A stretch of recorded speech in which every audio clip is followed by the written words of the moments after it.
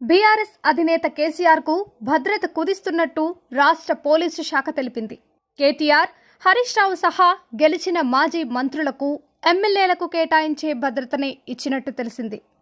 మాజీ CM, cabinet rank కలిగిన ప్రతిపక్ష నేతగా కేసీఆర్ కు ప్రస్తుతం వై కేటగిరీ భద్రతను కేటాయించినట్టు సమాచారం.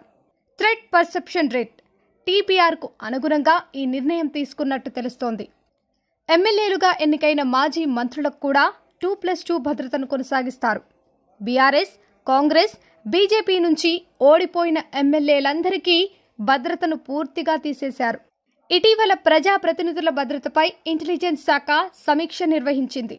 మాజీ ప్రజాప్రతినిధులు, మంత్రులకు ప్రాణహాని, ఇతరుల నుంచి ముప్పుగానీ లేదని అంచనాకు వచ్చి వారి భద్రత తొలగించింది. ఇంటెలిజెన్స్ సెక్యూరిటీ వింగ్ నుంచి గన్మెన్లను రీకాల్ చేశారు. కేసీఆర్ కు వై కేటగిరీ భద్రత ఇచ్చినట్టు తెలిసింది. ఆయన వెంట నిత్యం 4 భద్రతా సిబ్బంది, ఎస్కార్ట్, పైలట్ వాహనాలు ఉంటాయి. 10 ఏళ్లు సీఎంగా చేసిన వ్యక్తికి నోన్ సోర్స్ నుంచి లేదా అన్నోన్ సోర్స్ నుంచి ప్రమాదం పొంచి ఉండొచ్చు. కేసీఆర్ భద్రతపై అనుమానాలు వ్యక్తమవుతున్నాయి. కేసీఆర్ ఇంటి ముందు ఓ సెంట్రీతో పాటు మరో 2 భద్రతగా ఉంచే అవకాశం ఉంది. మావోయిస్టులు గత ప్రభుత్వానికి వ్యతిరేకంగా నేటికి పోస్టర్లు విడుదల చేస్తున్నా భద్రతను తగ్గించటం అనుమానాలను రేకెత్తిస్తుంది.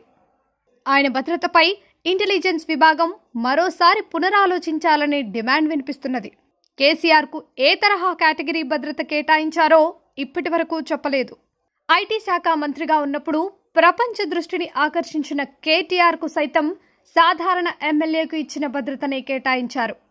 హరీష్ రావుకు 2+2 భద్రత ఇచ్చారు.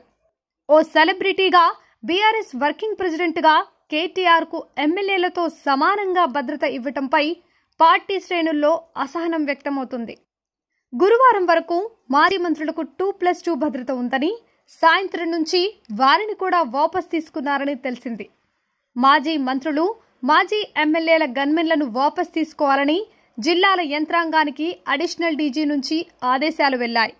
బీఆర్ఎస్ మాజీ మంత్రులు, ప్రస్తుత ఎమ్మెల్యేల భద్రతపై ISW మరోసారి సమీక్షించనున్నట్టు తెలిసింది. ప్రమాద ముప్పును అంచనా వేసి భద్రత పెంచాలా లేదా అనేది నిర్ణయించనున్నారు. గెలిచిన ఎమ్మెల్యేలకు యథావిధిగా భద్రత కొనసాగనున్నది.